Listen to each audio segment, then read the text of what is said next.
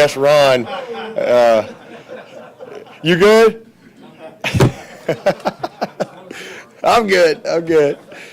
Good to see you, man. Yeah, is this your first time? I haven't seen you this year. Been laying low. Good to have you. And again, happy Halloween to everybody. Hope everybody's got the trick-or-treat plans ready for tonight and all that good stuff. Excited about getting back on the road this week. Big challenge with NC State. This is a really, really good football team. That's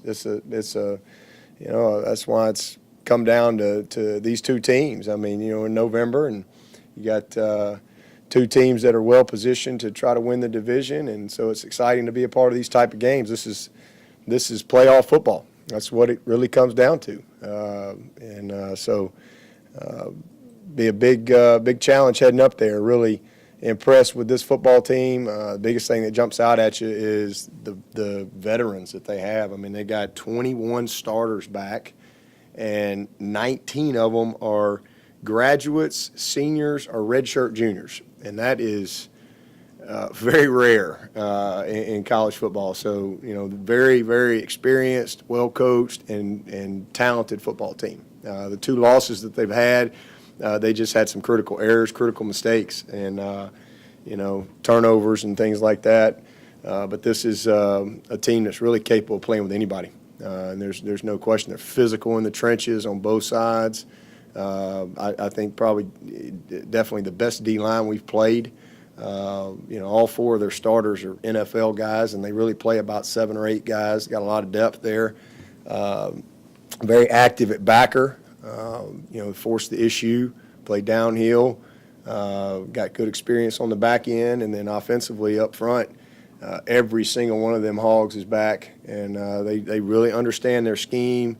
Do a great job of creating distortion in your defensive line with their stretch zone scheme.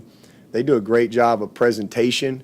Very seldom do they just line up and run a play. There's always some type of motion or shift or something going on, and just a bunch of smart guys that know what they're doing. And when you have a veteran team like that, you kind of get to kind of another level of nuances within a system, and that's where they are right now offensively. A bunch of good skill, 3, 12, 11, all them receivers, big, strong, can play.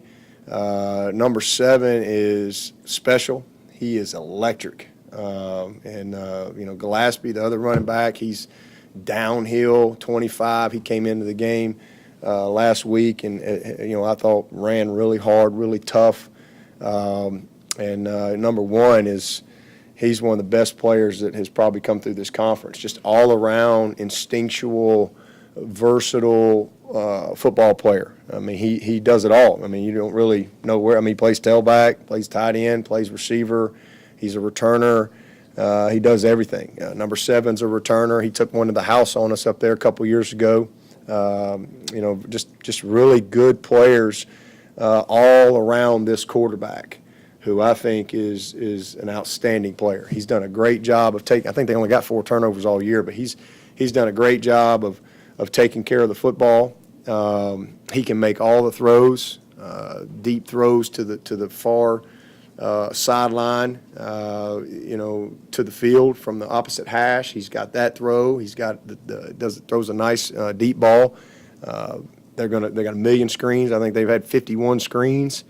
So you got to defeat blocks, and the ball's going in the air, so it comes down to matchups. And then they're very physical in the running game. Got all the RPOs and play actions and boot swaps, all that stuff. They just do a very good job of keeping you off balance. I think they're averaging 36 runs and passes a game, so very good balance there. And just a really good football team all the way around. So should be a great matchup. I think we got a good team, and should be a heck of a game up there in Raleigh Saturday night. Coach, you did so much self-evaluation, self-scouting after the Syracuse loss, and I know Syracuse also played out of their minds that night. But is there 1 or 2 main areas that you really feel you improved upon in those 2 weeks off? Yeah, I mean, we just our mindset. That's the biggest thing.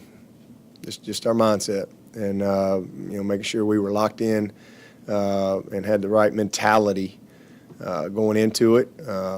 We were physical, and just kind of got back to some of our core values, and thought we did a good job of playing off some of the tendencies. Some tendencies are very good, and but playing off of some of those things through the course of the game. We got the ball down the field a little bit more. Didn't hit on some of them, but there was a lot of things coming out of that game that I thought we did a little better job of. You had, I think, 4 penalties, but you definitely cut down on those a lot. Yeah, I mean, that was not characteristic of us. We were obviously very poor up in Syracuse, 120 yards or something like that. You're not going to win many games when you have that amount of yards going backwards, over a football field. That's a long day at the office, and that's what it was. We played with more discipline, and again, outside of the fumble by ETN and as many passes as we threw, we threw it 33 times in that situation. We actually did a pretty good job of taking care of the ball. Who's one underrated player from NC State that maybe hasn't got the limelight, hasn't got the attention, but can really make an impact this Saturday? Underrated player, I don't really see many of them underrated in my eyes. They're all really good. I think their receivers are very good players. I think that number 11 doesn't have as many catches as maybe 12 and 3, but he's a third down guy, man. I mean, he's been a very, very critical third down player for them. Maybe him offensively, and then over on the defensive side, all those guys up front and all the first four get a lot of the talk, but they got a lot of depth up there. They got a lot of those guys that can play. But I think that number 58 for him. I mean, he's a very active football player, and but I don't know if he's underrated or not. I just think they're a really, really good team all the way around, top to bottom. Given how much they move around, Samuels, how hard is it for a defense to sort of get a beat? It's hard. I mean, because they're just very creative with him. I mean, he's the guy. I mean, they're not coming out of the game without him touching the ball. So, when you just line a guy up at one spot and that's where he is, much easier. But they're gonna, if they have to put him at tailback, they're gonna make sure you can't stop him from touching it when they put him at tailback. And then they're gonna line him up and they're gonna motion him all over the place. So you're not gonna take his touches away, but you've got to do a great job of knowing where he is and understanding how they've used him and what they like to do with him from different formations. So it's just a lot of preparation, a lot of study to get ready to defend him. Because they use him every which way you can think of in the play action game, the swap boots. He'll line him up as a off tight end, and here comes the. They've been running stretch, and now here comes the stretch boot, and he's in the flat on you. And it's just getting the ball in his hands. And, he's great in space. I mean, he breaks tackles. He's strong. He's 220-something pound guy. And again, he's got excellent ball skills. Great. He does a great job with the ball in his hands after the catch. So they'll screen it to him, hand it to him. They'll throw it down the field to him. So you're not going to. They're going to make sure he has his opportunities. So you just try to make sure you got a good plan, understand what you're doing, and execute your plan.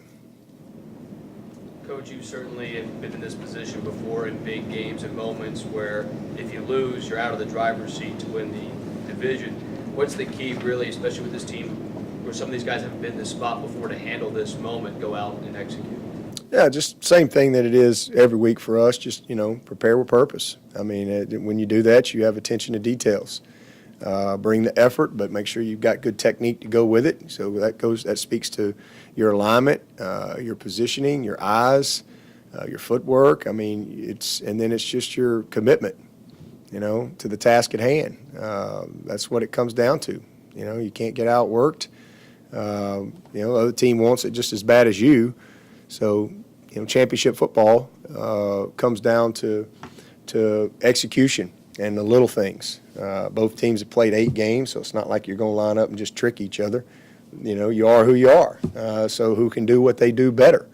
And it's just that simple. I mean, going to be one team go represent this division in the championship game, and there's going to be it's down to 2 teams, and that's what it's all about, man. You love these opportunities. That's what November's about. You hope to be in this situation, so you just embrace it. You get ready and you go play.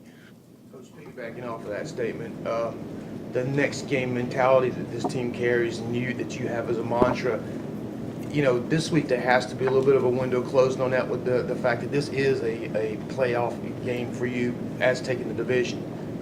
Is that creeping into anyone's head at all? It's the biggest game of the year. I mean, it is. It's really no different. I mean, it's the biggest game of the year. And if we hadn't won last week, then this game wouldn't be as big. It just kind of ramps up as you go through November, from an outside standpoint. But from a team, you got 12 opportunities. And at the end of the day, every year, we just want to be the best we can be. And, right now, we can still be 11-1. So you got to win 8, and that's all we're trying to do. And, yeah, we all understand the picture of, okay, if you lose the game, you're most likely not going to win the division. But I guess they'd have to lose their last 3. That's probably not going to happen. So just take care of your business, and you don't have to worry about all that. But, you want to win the championship every single year, and you want to stay in the hunt as long as you can. So we're going to do everything we can to try to win the game and keep